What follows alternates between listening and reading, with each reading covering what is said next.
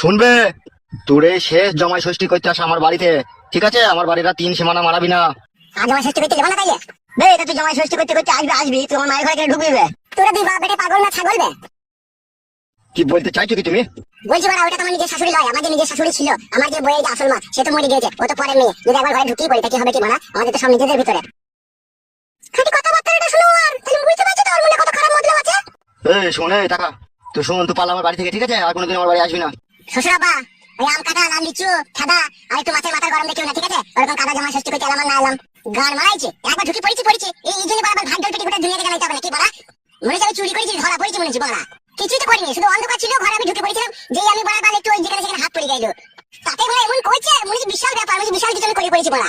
শোন মা চন্দনা, আমার আর ঝগড়া অশান্তি করার প্রয়োজন নাই, ঠিক আছে? জামাই ষষ্ঠী হোক বা যাই হোক, আমাদের বাড়িতে যখন কোনো পুজো পরব আসবে তখন তুই জামাইকে নিয়ে আসিস না, তুই পারলে একা আসিস, নাহলে আসিস না।